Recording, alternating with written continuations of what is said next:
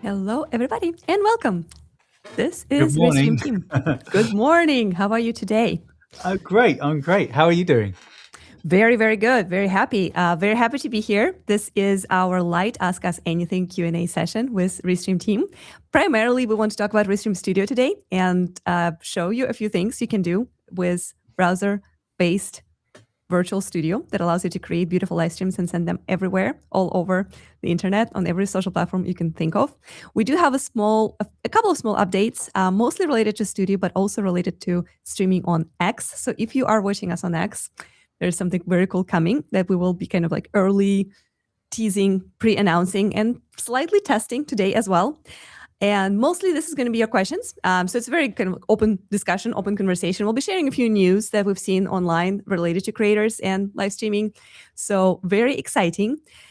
We did start a little poll in YouTube. So if you're watching us on YouTube, we invite you to let us know if you are typically streaming using something like Restream Studio or specifically Restream Studio, so from your browser, or if you're using encoders like OBS or maybe something else. Maybe you go live from mobile or directly on the platforms. But we are also going to show you, a few updates in Studio. And I can see that people are already checking in. So let us know where you're watching from as well. And if you are watching us on YouTube, make sure to engage with that poll. Let us know how you stream. And if you are not yet a subscriber to Restream channel, please make sure to hit that subscribe button. It really helps us to see how it grows. This is one of our core metrics. We put a lot of love into the show, and seeing more subscribers is the best way for us to understand that this is useful for you. So let us know what is going on. And it's already in the poll, but if you're watching on a different channel, you can also let us know in the chat if you're using Restream Studio, encoder like OBS, or if there's anything else that you're using to create your live streams. We would like to understand that, because depending on how many Restream Studio creators we have here, or browser-based creators versus encoder creators, we will go deeper into Restream Studio updates, or we'll give you more general overview of what Restream Studio is, how it works, and what you can do with it. Very cool. Let's go ahead and turn into our little chat. Whoa. Look at all this. We have so many comments already. Circus FM says, good morning. Ethan from X says, what is this?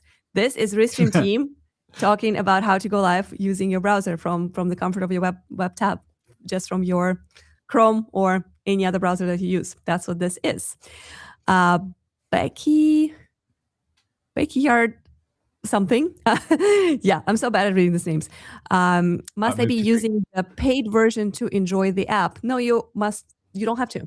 There's a free version of the app. You can use Restream for free. There are a lot of benefits that come with paid versions, but of course, it really depends on what you're trying to achieve. If you're just trying to go live on multiple channels and you don't want to download anything and have a whole crew of people helping you produce, Restream Studio is the best way to start streaming. Which is what we're doing right now. What we're doing right now. We're literally just logged in, using our Chrome browsers. I'm assuming you're using Chrome. Yeah.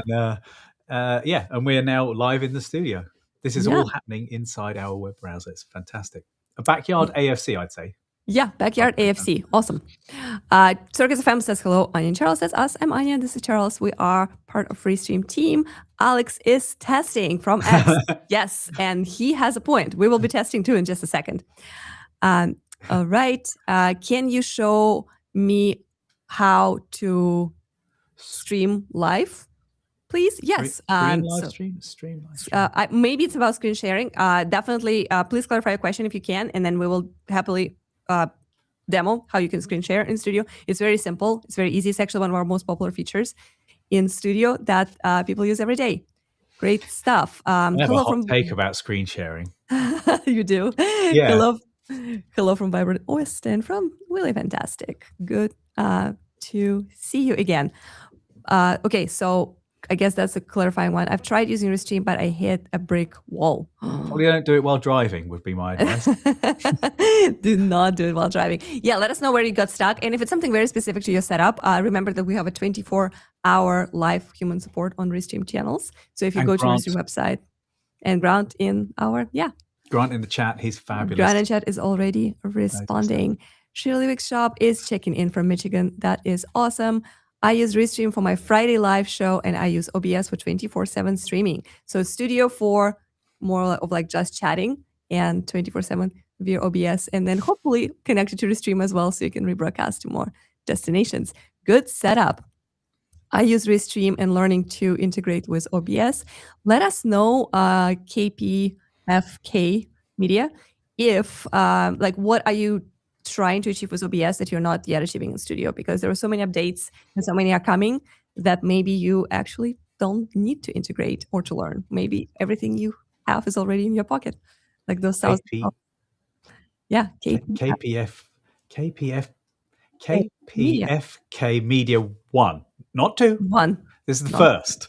The first one, the OG. Hello from North Carolina from Becca. She's checking in on X, and that's good because we have some news about that. I cannot see the poll, says Backyard AFC. It is on YouTube, so if you're watching on YouTube, you should be able to. I'm actually going to look and see. The poll is showing some results. I do. I do have 7 votes there, and 86% are saying they are using Restream Studio. This is amazing. That's honestly. great. Yeah. All right.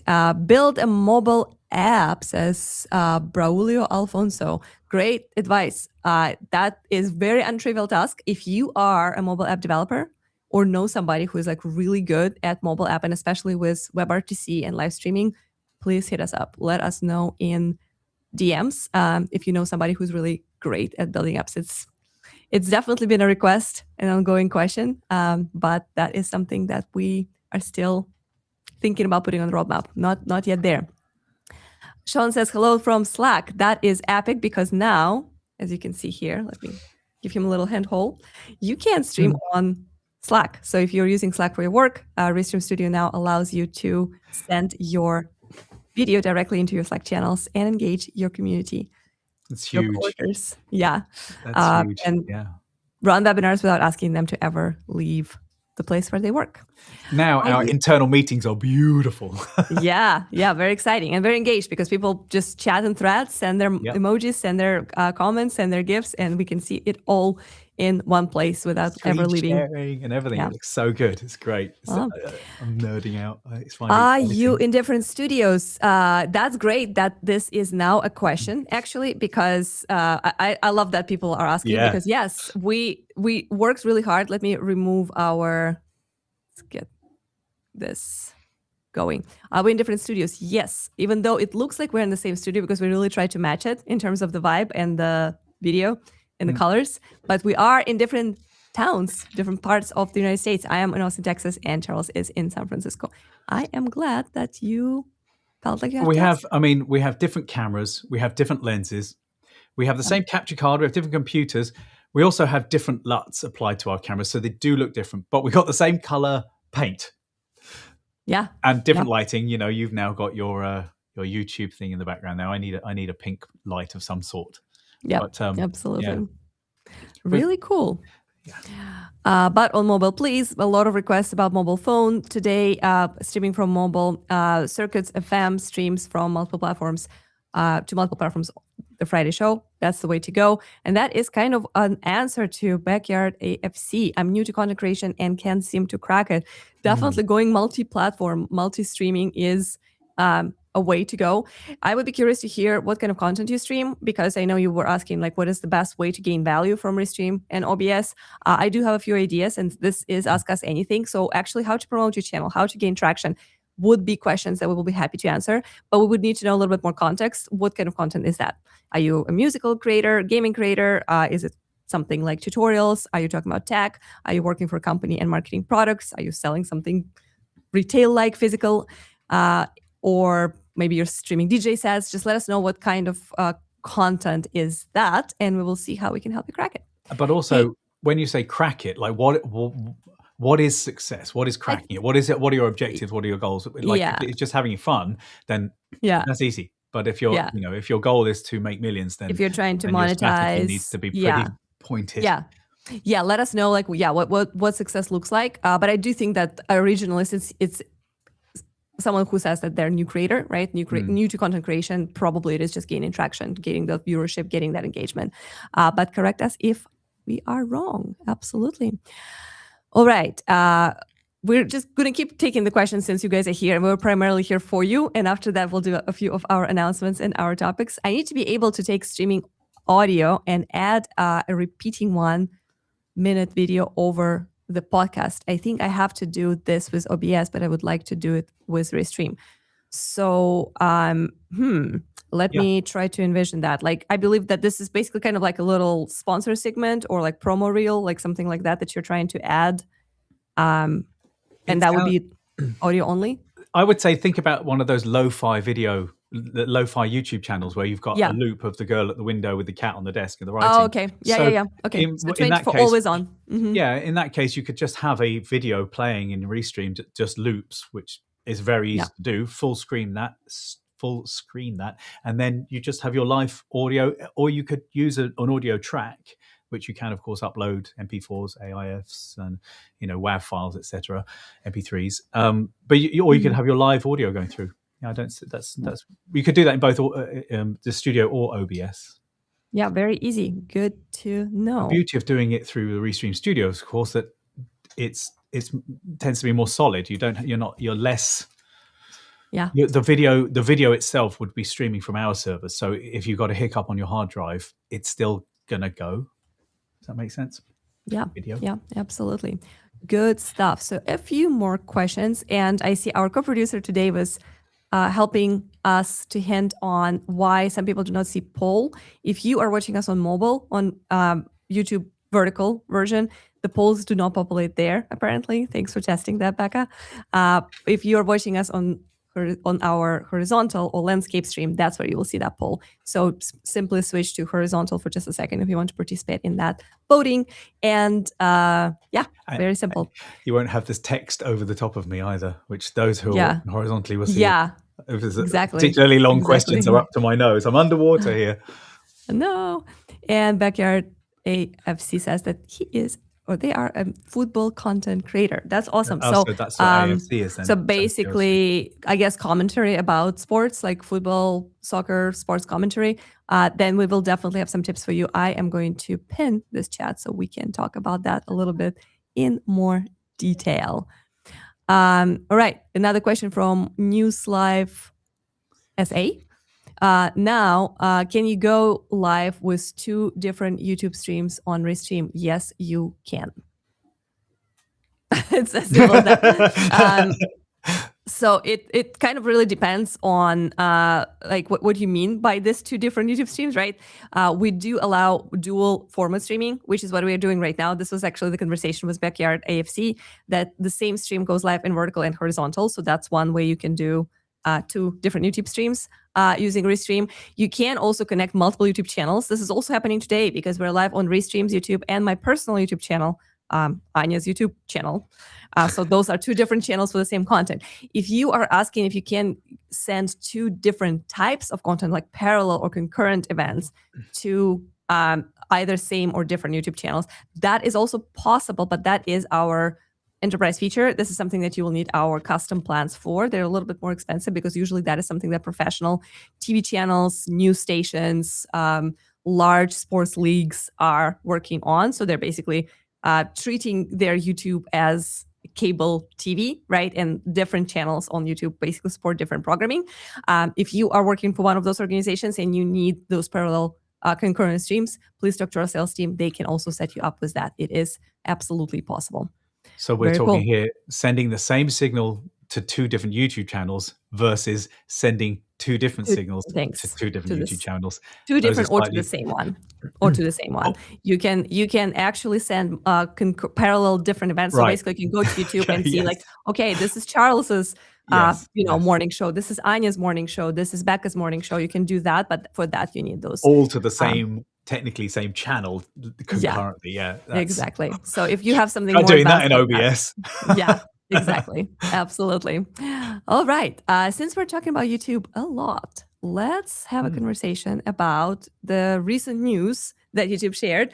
It was all the rage. What a segue. You're a master. What a segue. You're a master. What a segue. Well, because people keep asking about YouTube, right? And like there's so many different like tips out there, like never had issues, obviously like conversations about multi-platform content. But let's just address something that is that has been in the news, and that is starting next week, literally next time we will be going live on Wednesday, this change will already take effect. And the change is the count of your views on YouTube is going to be different. Across all formats, starting from your uploads to live streams and shorts, YouTube will now count as a view any interaction, any moment, any like second of somebody basically starting to play your video. If someone started to watch your live stream, if someone just started playing your short, that counts as a view. Versus before, I believe it required about 30 seconds of someone to stay on that tab, stay on that video, and not like scroll away in order to count as view. So this is kind of huge, because for a lot of us, we are going to see dramatic difference in how our viewership is counted, right? And this time it's going to go up, like, right? You had something to say about that, Charles, right? Like usually people complain that the algorithm changed, and oh my God, I'm losing all my views, I'm losing all my engagement. Now my shorts, my videos, my uploads do not get served. So this change is actually going to have the opposite effect. It's going to skyrocket your results and stats, whether you are streaming exclusively to YouTube or if you're streaming to many other platforms at the same time, your YouTube stats in analytics will probably go up. People are complaining about it already. Like, that's what I'm saying. Like they're like, oh, it's changing. You're so trying to be TikTok, is what I've seen. Like, yeah, that actually, to be fair to YouTube, they're trying to align themselves with TikTok. I think that's or in other shorts platforms. I think I view this as sort of fair enough, but that's not the only change though. Yeah, they're also making changes to who can earn and what are the metrics that you have to hit before you can earn. And that is really interesting, because I also looked that up. And so it's kind of like at the same time, there's this shift that changes from, okay, now anything is a view, right? So everyone will get a lot more views all of a sudden.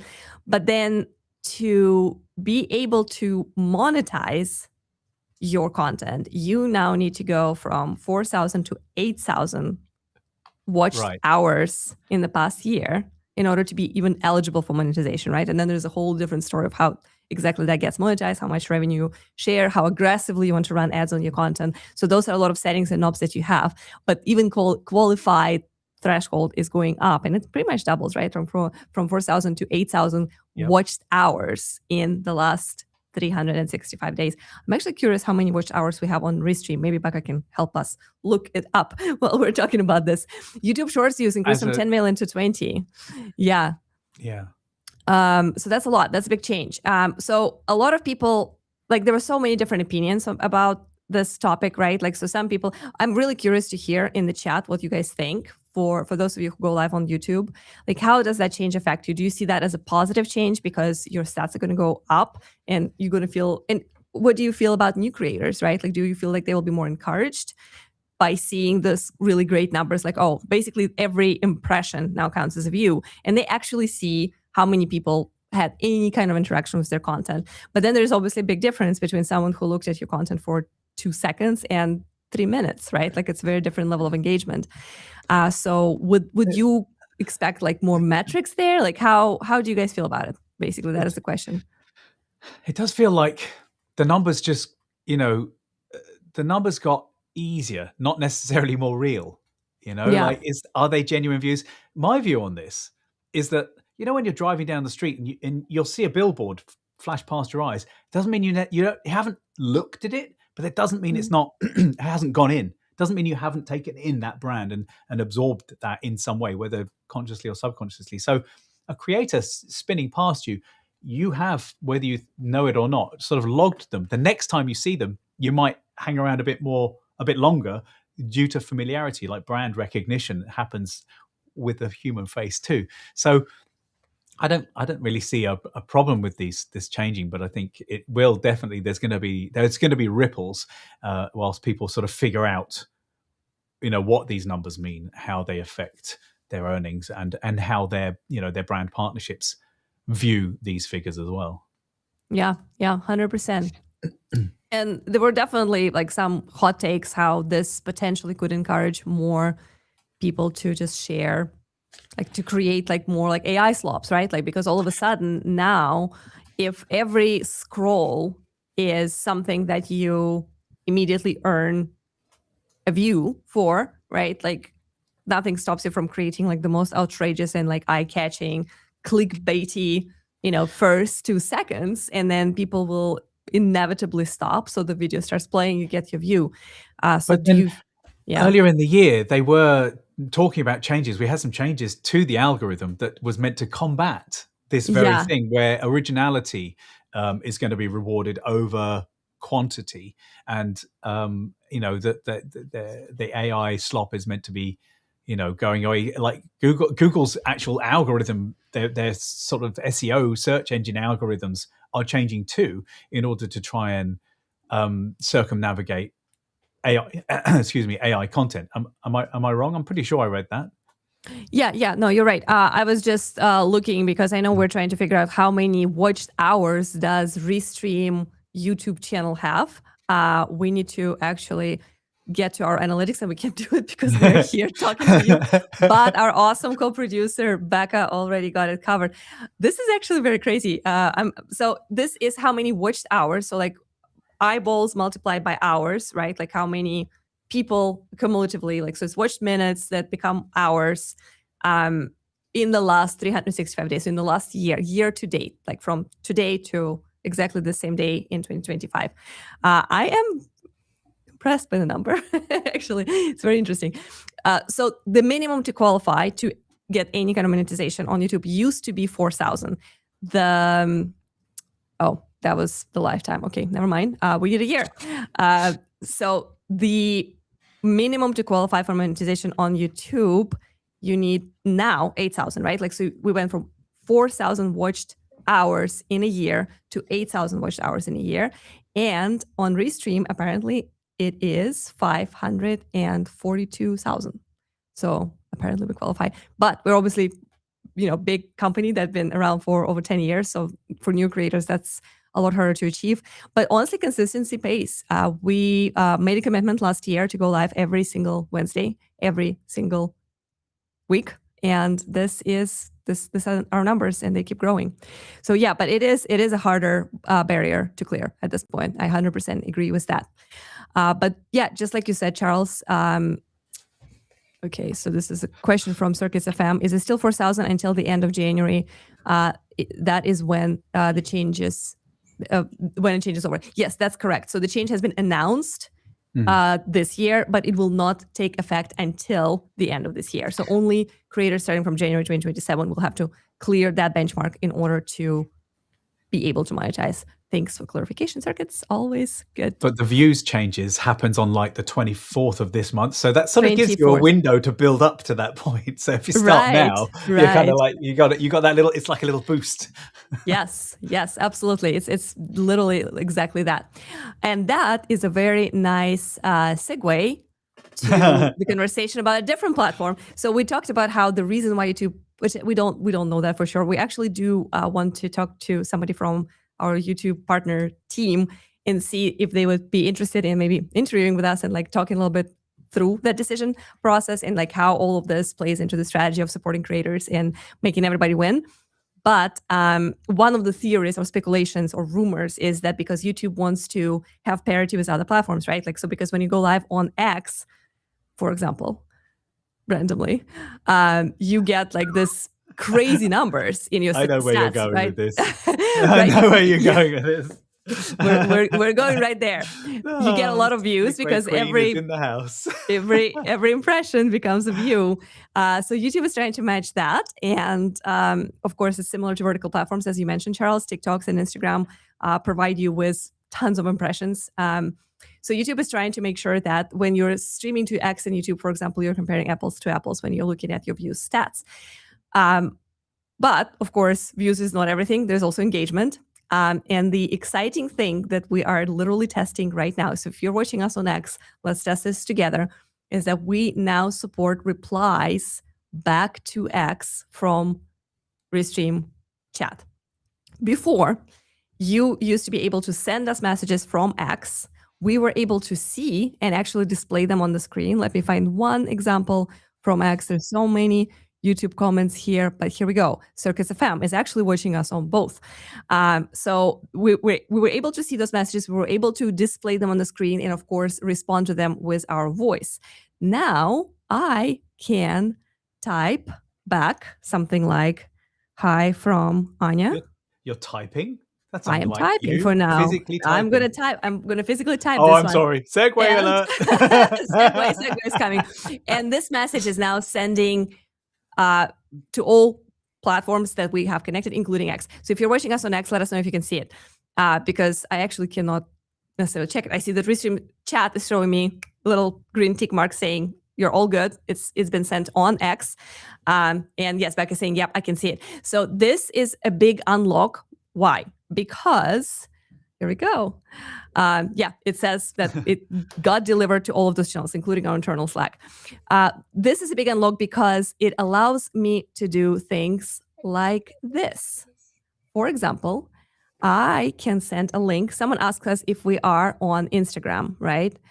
And I am going to grab our Restream Instagram link and send it to you. So on every single platform, you guys are able to find us on Insta. Sorry, I should have prepared for that better. And it keeps sending me just Instagram.com. I don't know why it's this so hard to get the actual channel profile. Sorry, I'm a little distracted with one of my kids running around behind me. No worries. That's like classic pre-pandemic. So see, now you can send this kind of links. So this is just our Instagram because somebody asked us if Restream Instagram is hi Hartley, if it's possible to live stream on Instagram, and if we are live there, we are. And this responding in the chat and sending links allows you. See, it's like a little movie star. Allows you to send those links back, and the best part is that you do not necessarily have to use your keyboard to do that. There you go. There's the segue. Yeah, you can use something like Whisper Flow, which recently shared a lot of updates, how they raised a ton of money and they were able to actually gain a lot of traction. Super interesting tool. I got really excited about testing it, so I immediately uploaded it, downloaded it to my computer and on my phone, and I've been like playing with it all day yesterday. So for those who are thinking, okay, so yes, it's massive benefit to be able to send the links directly to the chat on all your platforms, including X. It is massive benefit to be able to send a link and say, hey, visit our site, check our pricing page, go to the page where you can subscribe or buy my product. So QR codes are great if you're watching on big TV, but if you're watching on mobile, of course, a link in the chat is an unlock. And with all that, now you can also simply, but what if I don't have time to like type things, right? Like if I'm hosting the show, if I'm thinking about content, sometimes it's difficult to think about like and type things at the same time. You don't have to. You don't have to type. You can simply. So now I'm going to just test it real quick. So let me do this. Hey, I see the comment about kids on camera being the best from Willie. You're right. It is always fun to see them pop in. And ding, the comment is sent. So now it goes live on all the channels, and I did not have to use my keyboard or type anything at all. That's great. I mean, that's so nice that you could, no one necessarily needs to know that you're doing it.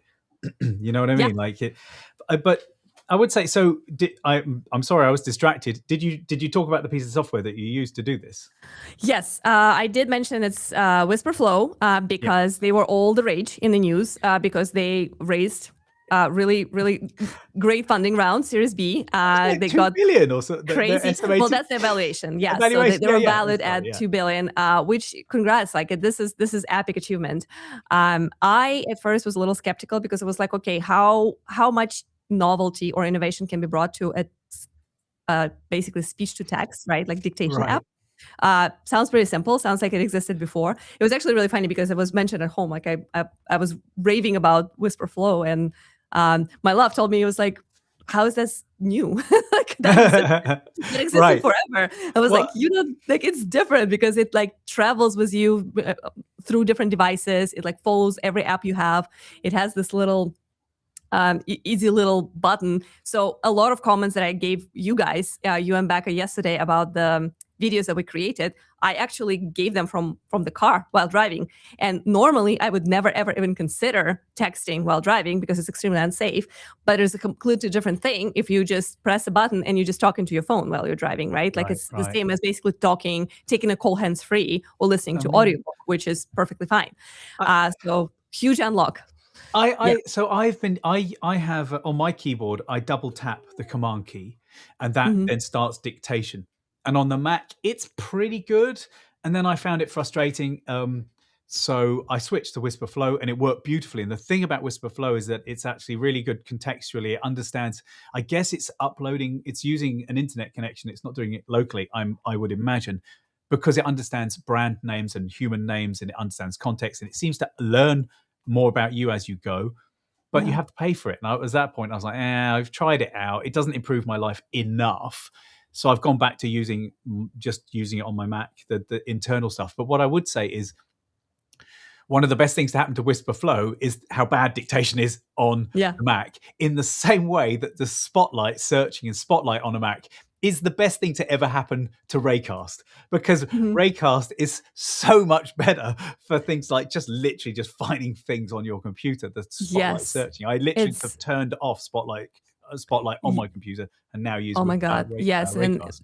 Raycast has amazing shortcuts. And yes, I agree. It's a very similar analogy, right? Like that, there is a native Mac option to do that, but they took it to such a different level and they integrated so many different things. They have their little AI there. They have like kinds of things that it just like takes it to a different level. Which makes me think about this 2 billion valuation for Whisper Flow. Is there's more to it. Like, so we know that Raycast isn't just Spotlight search. I think the big thing about the thing that really speaks to me about Whisper Flow is everything you're saying and doing online, they get access to. So it's probably a valuation about data, not about the product. I think you were cutting off just for a second, but I think I was a little concerned about this too, especially giving it access to Slack and like my work stuff. But then, hey, if you're using internet in modern world, I don't know, privacy is important, but is it really achievable? But it's just they're building those models around who you are. Like I have a private Facebook account that I only use for Marketplace. It has my first name, but I use it for nothing else. And it has started suggesting people that I actually know. And that's like, oh, that's weird. It's found me. They found me. They knows. They know. This is a great comment here from Willie. I just downloaded this the other day, Whisper Flow, I'm assuming. It makes responding to messages so much faster. The way it cleans up your messages is magic. That's true. I actually wanted to point that out because for me, at first I was not sure we would even do that. But once I started to, like, sometimes I mess up and I'll be like, hey, Charles, can you do this? Actually, never mind. Maybe back I can. And it just erases all the rant before and just gives you spot on, no ums and ahs and got it, get it. I've got it. Like it just completely removes it and gives a clean message, recognizing all the core parts of it. It's awesome. Yeah, you're right. Actually, I might go back to it because you're right. It absolutely does do that. That's the context that it seems to understand. It's almost like you're having a chat with an AI and it's then, which of course you are. It's funny that this used to be, who's going to acquire this? It would be like, is Google or Apple going to acquire this? Not anymore. They're now an independent company. Yeah. Like no one, they're too big to be bought now, I would imagine. Yeah, they have to keep building and have to keep surprising us. So to sum this up, we have the ability to respond to comments from X, not only to receive them, but also to respond to them. You can send links. So people who you want to land on your page, on your shop, on your subscription, anywhere you want them to go can now be sent in the chat, in addition to showing QR codes and just voicing and encouraging people to go to Restream.io, for example, right? Like you can actually send a link that they can click from mobile. And on top of that, if you are using dictation apps like Whisper, which are all the rage in the news right now, you can actually dictate those back. And while you are streaming, you can also respond in comments with text that you never typed because you don't need a keyboard anymore. Good stuff. There was a question about editing, and this is wonderful and epic because that is yet another wonderful segue to our conversation about editing scenes. What about those of us who only record locally for clients and do not go live, but edit later? There are two things that you should know. One is Restream supports local recordings. It's a great feature that allows you to record locally yourself and your clients, even if they're remote, even if they're joining from far away. For example, if you are working in Austin, Texas, and your customers are in London, they can still join your podcast studio, your virtual Restream Studio space.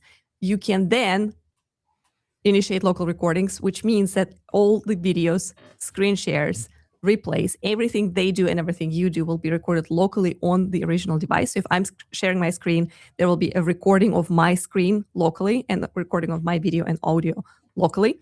Then you can download those clean files that completely don't depend on the quality of your internet connection or your guest's internet connection. And then you can edit them into podcasts, videos, uploads, anything else that maybe even audio only, anything else you're using them for. So local recordings is the feature you want. It does not necessarily require you to go live. You can simply go into record mode only. So you never connect any channels. It never goes public. You simply record in our web browser studio, and then you can take those files and edit. Charles loves raving about this feature, so I'll let you do your little spiel, and then we'll get into how editing scenes could look if you are, if you want to edit the run of your show. I wanted to clarify just what the recording is. So so your video camera is streaming up into the studio, and then that stream gets put together in our system, or in Chrome or whatever, and then it gets broadcast to all your platforms. And so those individual streams do get recorded individually in the cloud, right? So what is going into the studio gets recorded in the cloud and saved, as does the main output. Local recordings, what it's doing is, before that goes up to the cloud, it's being recorded on your computer and then uploaded. So it's the raw output of your camera being recorded locally and uploaded simultaneously. So while it is recording locally, it's not saving on your computer permanently, only temporarily. So when you hit stop, those files have already started uploading in the background. So you get two recordings effectively. You get the cloud recording, which is what the studio was seeing, and you get the local recording, which is the direct output of your camera. And it's been transcoded into a slightly different flavor of video. It's not what the camera would record internally. So you wouldn't get a huge, H.264. It uploads as a WebMV or something. I can't actually, off the top of my head. I can't. Yeah, WebM. So then what happens is you hit export effectively, and what it will do is it transcodes everything in the background. It puts it all together. It creates an XML file that you can bring into your system. So all you do is you download one zip file, and it has in there all the screen recordings, every camera, all the audio, and then it pulls it in as an XML in and creates a sequence in your editor. So when you open it up, you've got all the tracks, everything in sync. Now, what I personally do is pull the cloud recording, the main recording of the studio in as well, so I can cut between what was recorded in the studio. And because of the nature of video, sometimes there's a little bit of drift that needs to be something over an hour long because of the way that online video works. Sometimes there's some drift. Very, very easy for anyone that understands about editing. So easy to put things together. But it means that when I'm editing, if I'm like, you can see what we have on screen here. I'm small. If I wanted to zoom in on me, obviously blowing up that me is going to really degrade the picture quality. So I cut to the cloud to the local recording, and I get crystal clear, like perfect video. You wouldn't know it wasn't like designed and recorded, locally. Which of course it was. I'm sorry that I tailed off there, but I'm excited. I love this. I use it all the time. It's so fantastic. You do need to make sure you have a decent internet connection for the uploads, and you have to just you wait. How long do you wait at the end? I mean, I don't think I've even bothered waiting at the end. My uploads are already done. They're almost always done. Yeah, if your guest drops off early, they might get cut off a little bit because the recording might not be finished before they left the studio. If they just leave, yeah, if they just leave. But even that has a fix, because you can ask them, you can send them a link and ask them to kind of like re-upload, like reattempt the upload, and everything that was recorded until they like literally stopped using the microphone and stop speaking. Hopefully no one leaves in the middle of the sentence. That gets also pushed to you, so you get like a updated version. Good stuff. There's guides on this. There's guides on this on YouTube and channel. Yeah. Just search for local recording or record in studio. And if you are not into live streaming, you just want to use Restream Studio to record your podcast, you can absolutely do that. I looked at the poll. 75% of our viewers today on YouTube are using Restream Studio and 25 are in OBS. I do think there still would be valuable to do a little refresher, because we kind of promised this Q&A to be about Studio and about and provide some refreshers about what Restream Studio is and how it works. So we are going to give you a 5-minute overview of Restream Studio and Scenes, how you can build the show just like ours using Restream Studio and building scenes as slides of your presentation. Charles basically created this very easy guide, and he broke it down into core parts. So let's have a look at that, and then we will share a few updates about how new things with scenes editing are going to affect your life and make it better. This is a long video, this one, isn't it? It's 5 minutes. But it is a great overview of Studio and how it works. So for those who are already using it, it's a great refresher to see potentially features and abilities, layouts, scenes, guests, assigning to scenes that you might not have been using. For those who are using OBS, this is a great way to see what is the difference and consider if that's something you are interested in switching to, because it becomes much easier to produce your videos if you're using Studio versus if you're using larger and more kind of sophisticated but more cumbersome encoders. So let's let Charles take it away.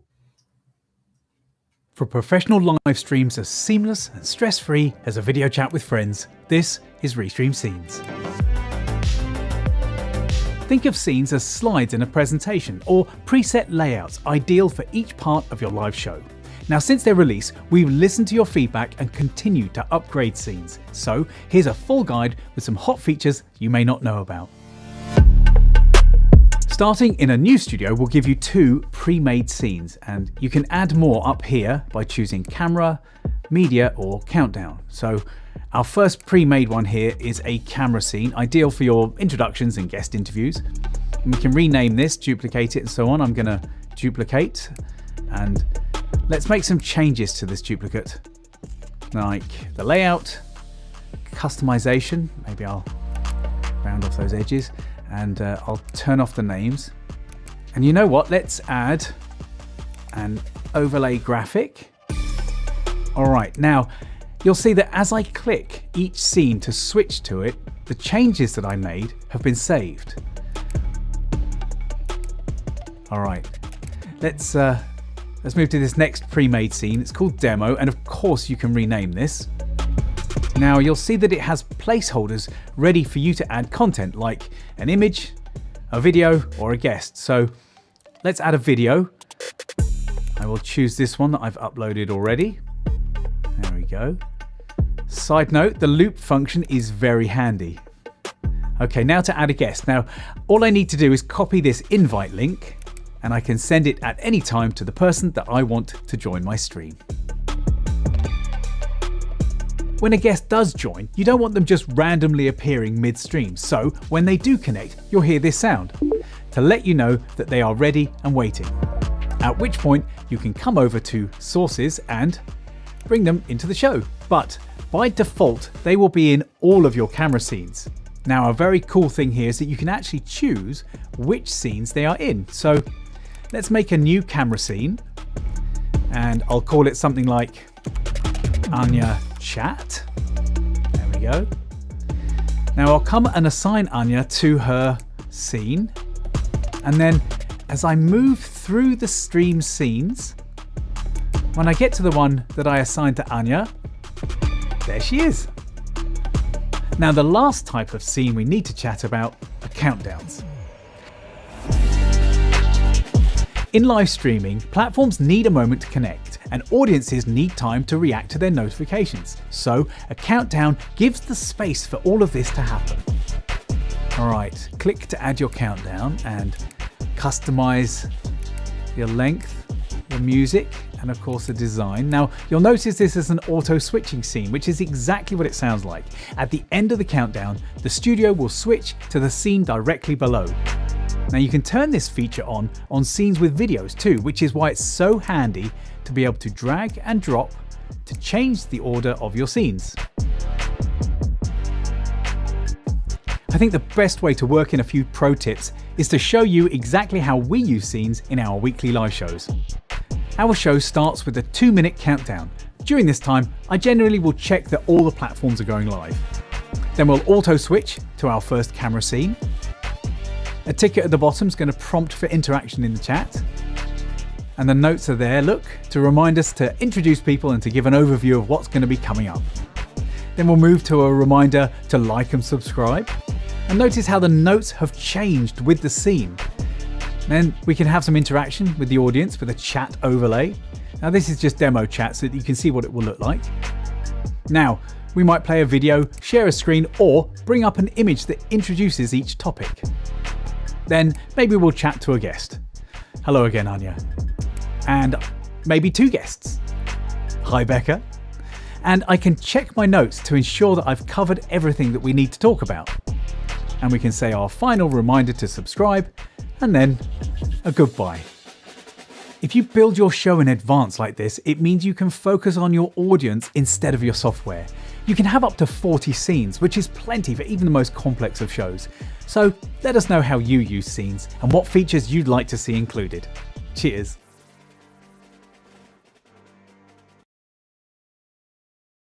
All right, let's unmute ourselves. So that was a really good overview of what you can do with scenes, because a lot of times people who are new to Restream come and they ask like, okay, so how do you produce this? Like, where does it all start?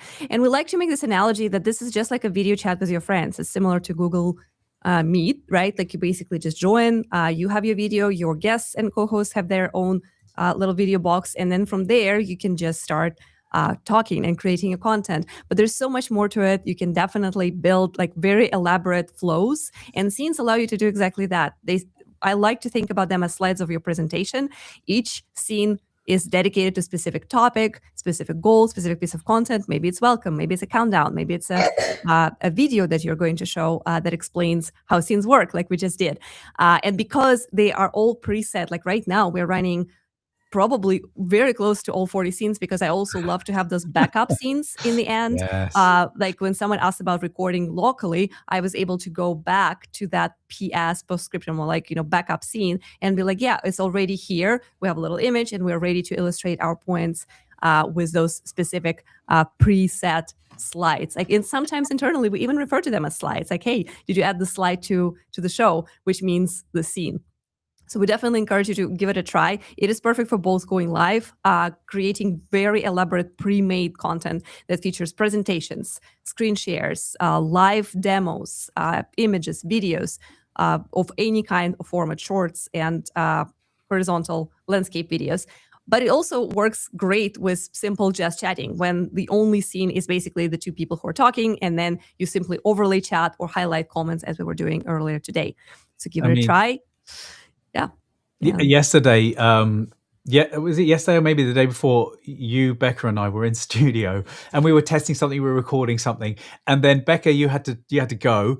I'm saying Becca, she's co-producer in the background, you can hear us. And then Anya, you and I were just like chatting. It was just like a video call. We just sort of ended up just having a whole conversation in the studio.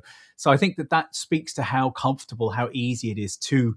And how it just does feel like you said, it feels like a Google Meet. It just feels like a Zoom. Exactly. It feels like exactly. Else. But then you have that layer of like these professional level, professional grade graphics and and options, overlays, anything, all the media that you can add, and also the video quality. Think about it. Google Meets is actually decent. It's very good. Some other platforms are known for having not the best video quality for webinars and video chats. And this is why Restream created, and we're actively working on like a full-blown webinar mode that we will be announcing very soon, that allows you to use the power of Studio, the quality of video that you can achieve with Studio, as well as graphics and production tools that are really sophisticated, yet very simple for anyone to learn, in order to run those internal calls and internal webinars. So for people who are asking, can I use this if I'm not necessarily going live, but I'm just using it to record and edit later? The answer is yes, absolutely yes. you can. Something And that's integral to keeping that chat flowing is how simple it is to use the technology. I don't know if I made it clear, but I feel like the technology disappears into the background so that you and I can just connect. We don't need to think about it. And for instance, I can hit I mute myself. So simple. It's so simple that I don't have to really think about that too much. It's just like driving stick. You don't really think about it, and I love that. Once you know how, absolutely. Right. So one of the requests for people who were more sophisticated with scenes, who are using them a lot, who are using co-producers behind the scenes, was to be able to edit those scenes without necessarily showing the edits on the go. Just like earlier, we were showing how you could add, basically in Charles's guide, he was showing how he's building scenes, right? Most of that work for most of us happens before we hit the go live button. So you are creating those scenes, you're adding that media, you're making sure the flow works well, and you are ready to go. However, this is live streaming. And I see this comment from Circuits FM, and I definitely want to highlight it. Sometimes chat is the integral part of my Friday show. Sometimes it just takes over. And the same happens with content. Sometimes certain news, sometimes certain pieces of content just simply need to be added on the fly because the conversation went there, because the chat took it there, because something new just happened and you have to react to it dynamically. So for that, we created the opportunity to edit scenes off air. So that allows you to stay on the scene that you are currently talking about. For example, right now we're showing this demonstration of how edit scenes pop-up works. And imagine if we needed to change the next upcoming scene, we could simply, either Charles or our co-producer Becca could simply go to that scene and start editing it off air. So while we're still here, she might be preparing something that we forgot to add, maybe a logo, maybe a graphic, maybe we just updated the video and we simply need to urgently re-upload it while we're already live. So before, the process would look like this. We will have to go to the next scene like that, right? Make that change and then go back to the scene where we were. And then when we're ready to transition, now you don't have to do that. You simply use that little edit button and you make those changes off air. So for your audience, the transitions are perfect, seamless, and very, very smooth. That is something that we announced a few weeks ago with Alex, who is our head of product. However, today we added a small quality of life improvement, but I think it's super epic. And that is the indicators, exactly what I was about to flash for you, the indicators that someone is working on your scene. So this is how it looks. We even added Charles there to give you an understanding that there is a person there who's making those changes, but you can see how in the other tab, there's a tiny little cloud with C for Charles that shows me that somebody is working on the scene. This is super epic in case you have a show with multiple co-producers, because sometimes when someone else is making changes, it's really hard for me to see that they're editing. It used to. Not anymore. Now you can see exactly who is modifying and changing scenes while I'm talking. And that also helps me to understand if the scene is still kind of work in progress or it's ready, because normally once they're done editing and they hit finish, so the scene is ready to go and ready to be displayed for the audience, they have two options how to do that, right? Like they can say, okay, I'm done editing, show it right now, or I'm done editing, hosts, when you're ready, you can go there. And that little indicator of co-producer moving around is something that we're super excited about, because hopefully in the future, it is going to also appear not only for editing, but when our producers are renaming scenes or moving them around. So you can see that someone else is working on your flow, and that gives you a little bit of heads up of what to expect as you're hosting. This is definitely the most important one. Earlier on when I took a screenshot of a comment and I just dropped it straight into the studio because it's so simple. And I knew that you would see that you would be able to see immediately, oh, something's coming, because you can see it uploading from your end. What I should have done is duplicate the scene, drop it in, and then, duplicate the scene, edit it, drop in the image, and then switched to it. It was what I should have done. It didn't occur to me because I was like, oh, there's the thing. I just wanted to drop it in real quick. So, there's a time and a place, isn't there? I think if I wasn't on camera, I would probably have done it that way. But because I'm on camera, I wanted to just do it and then not think about it too much, because, I need to be thinking about smiling and listening. Smiling and listening. Yeah, so this is one of our newest updates to scenes editing. There's a lot more to come, but that is what unlocks professional co-production. And that is something that people were asking for. So this is definitely extremely highly voted on our ideas at Restream.io, which also happens to be a place for you to share your feature requests, your feedback, and upvote things that would really be helpful and useful for your video production.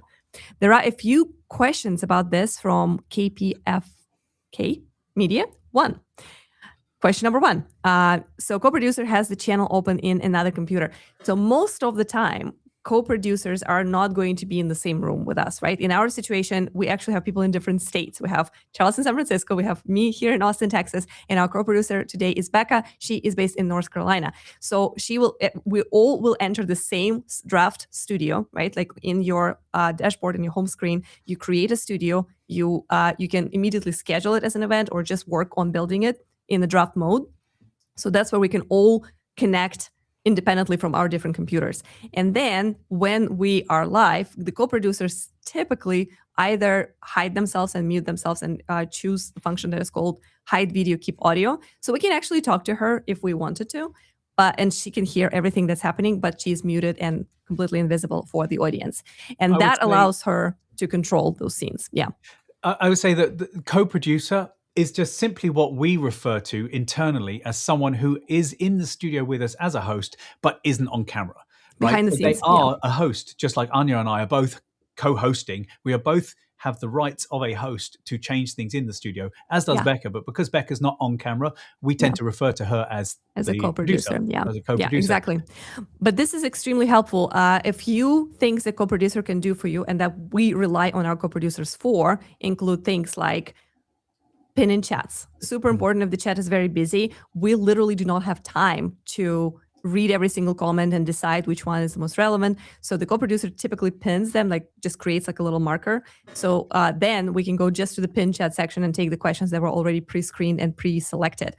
Co-producers can also update scenes. So for example, if we ask for some information, I can ask for like a link or I can ask for a image of something that, for example, if I was not smart to pre-create a bunch of scenes about local recordings, one of the Ask co-producers that could be done through private chat or through voice is like, oh, hey, Becca, could you find us that little image of local recordings so we can actually illustrate our point, since that was the question in the chat. So they can do that. Potentially, they can even move your scenes. We tend to find it easier because we, as hosts, know better when we're ready to transition to the new topic. So we control scenes ourselves. But for some high production things, if you really want to focus on your guests and on your content, your very skilled co-producer, especially if you had a lot of time to actually think on how to do that, could move the show for you and basically jump from one slide to another. Right. And there's so many other things that they can do. So co-producers are essential. They also check channels. So whenever we go live, we have our countdown timer, and we don't necessarily have the time to check if every single channel is live. The co-producer just clicks through all of them and then sends us a little thumbs up, like we're all live, we're all green everywhere. If there's any kind of issue, for example, if we're disconnecting, if I'm way louder than Charles, if someone is getting pixelated and we're not paying attention to that because we're trying to lock eyes with the camera, right, to look at the community, they will be able to give us those hints. So there's so many things that they can do for you. And to answer your second question, what level of stream of Restream allows co-producers? It is our professional plan that starts at $49 a month. That comes with one co-producer, and you can always add on seats from there. So you can buy additional seats without upgrading your plan, starting from Pro. So good stuff.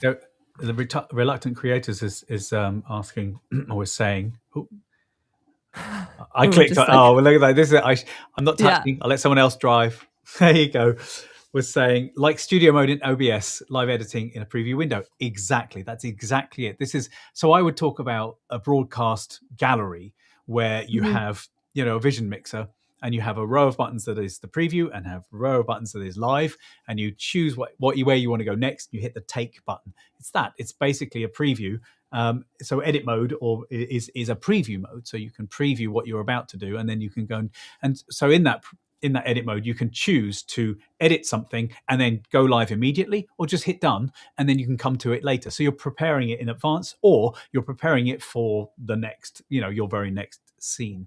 I feel like we haven't shouted about this enough, because for me, this next to local recordings is huge. Like, this is the biggest thing for me. I love this so much. Editing, yeah, absolutely. Although I think one of the reasons we haven't necessarily made so much noise about this is our dev team keeps one more thinging us and just adding more amazing we just stuff. One more.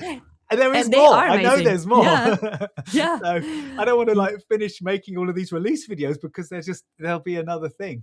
Absolutely. Steve Jobs. Just a little extra. But yes, this visual that we showed you, where actually we can come back to this real quick, where you can see how your team collaborates with you in studio, when you can see exactly who is working on which scene, who is editing. I think it's really adds this like extra next level for production quality and like extra information for hosts. So yeah, this looks really beautiful. And this little signal, this little letter, it is very intuitive because it resembles like Figma and many other apps where you can see your collaborators when someone is working on designs.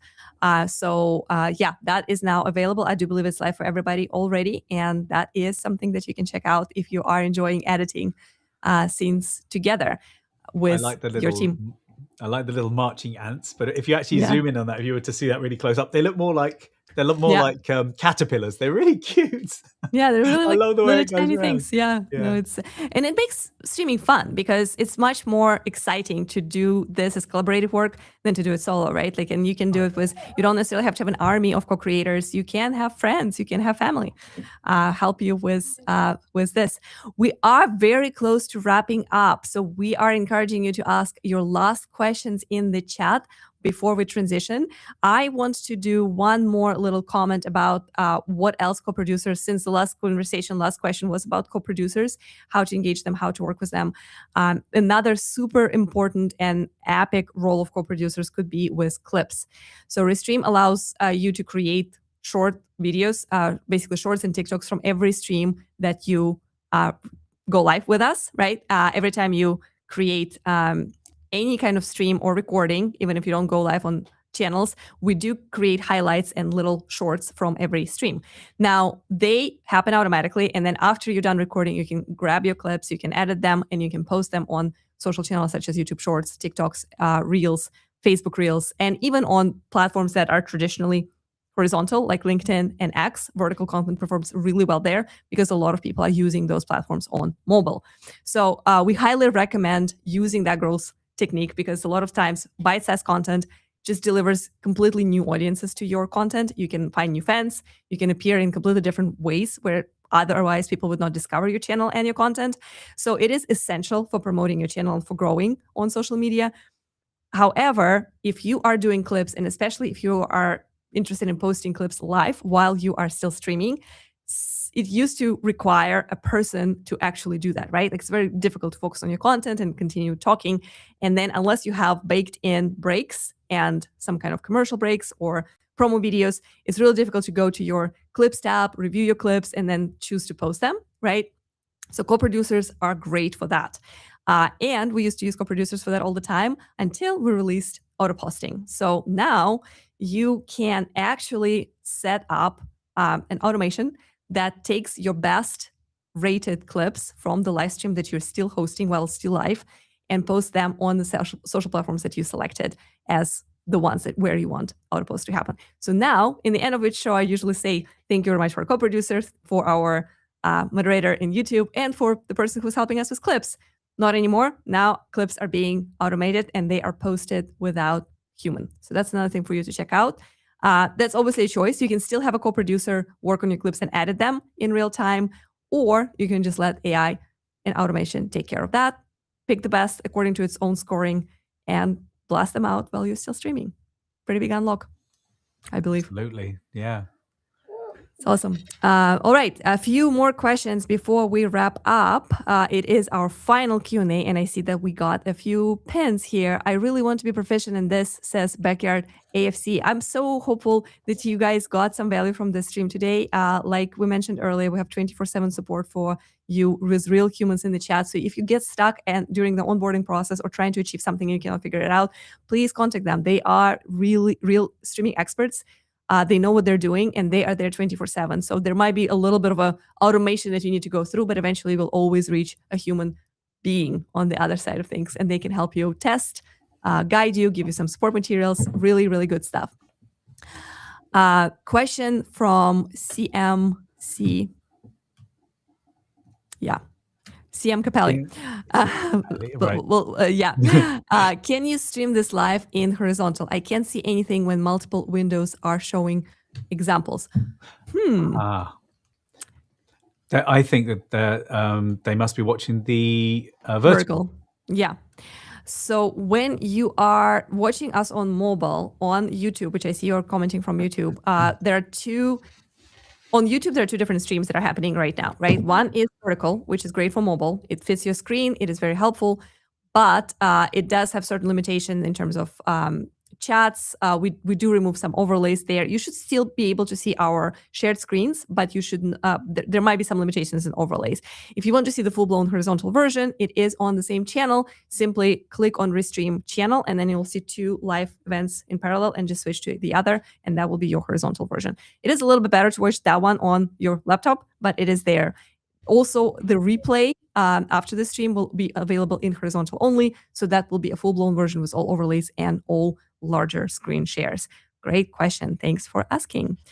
I think there is plans for YouTube. Like it will be at some point, you'll be able to just sort of, if you rotate your phone, you know what I mean? If you're watching your phone, I think that will happen, but it's not happening just yet. It's coming. It's coming soon. Yeah, we're waiting on making this one event and then just automatically deciding based on your device. But for now, it is two events and you just pick the one that fits your screen and your needs better.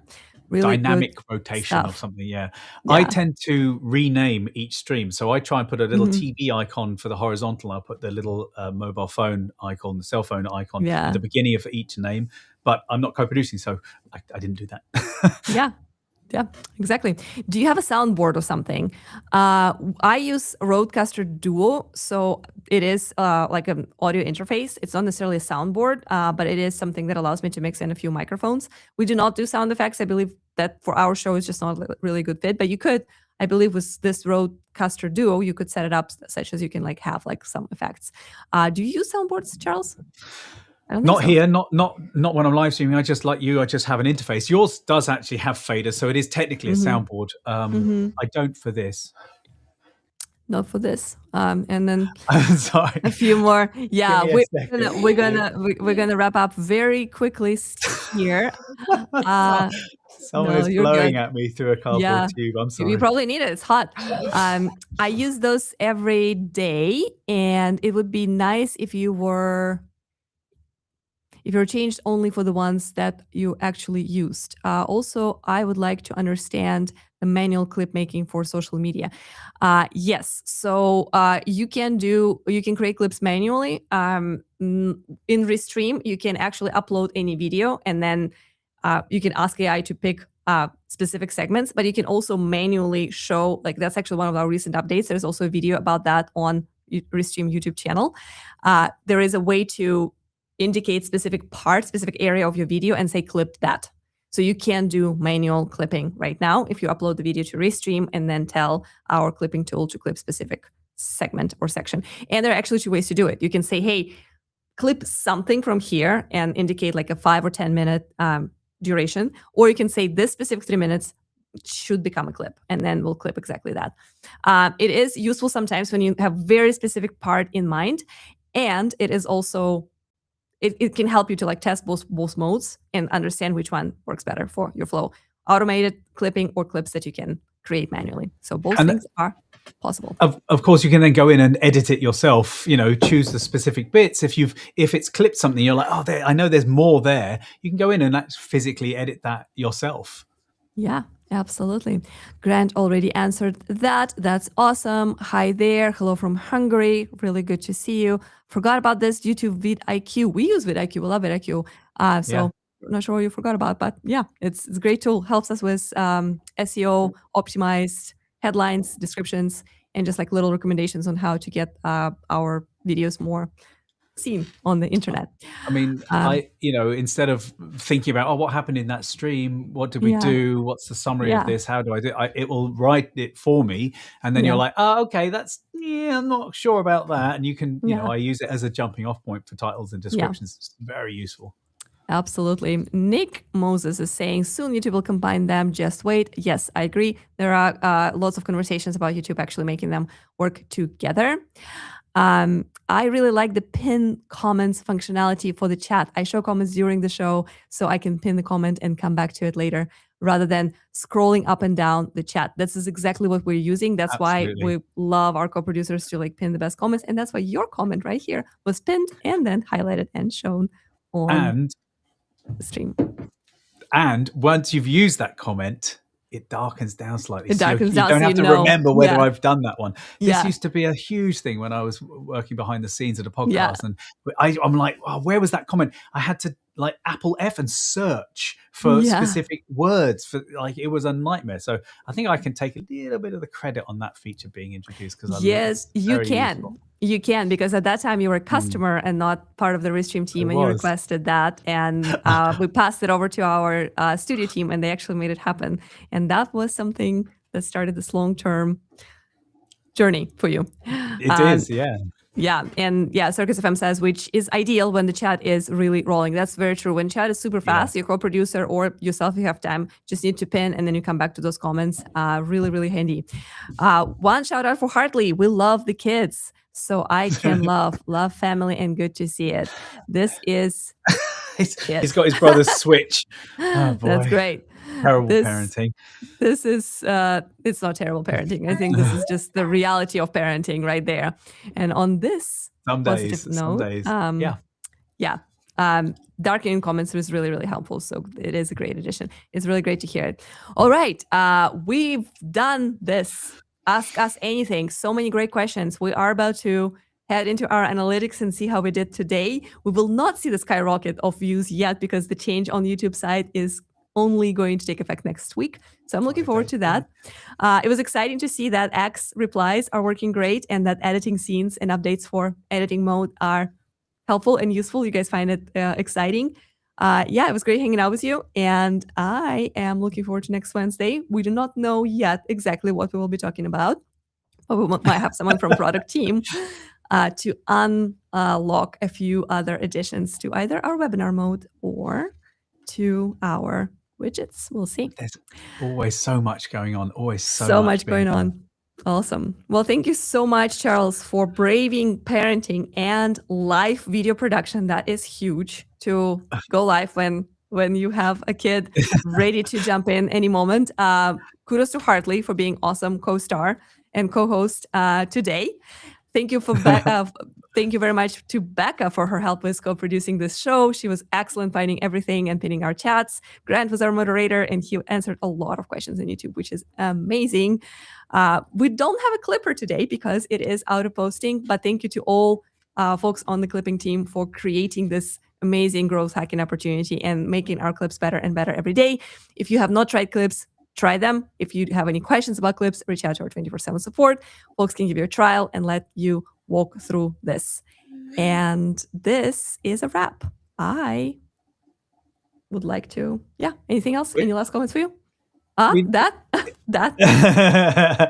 We haven't done that in a while. Yeah, I know, because it's all different now. Okay, ready? 1, 2, 3. Oh. Are you like, how did you make that noise? I don't know, behind the scenes. Oh, this is going somewhere. All right, everyone. Cheers. Let's see if I get hearts. I should. How come I don't get hearts? I don't know. It's normally me that can't do it. Look at that. I know, right now. And now you're a pro. Oh, you do. You have got a slightly new setup. I have a slightly new. Disabled it. You need to. I might have to come back. So hearts are coming soon. Reactions on. To be continued. Cheers.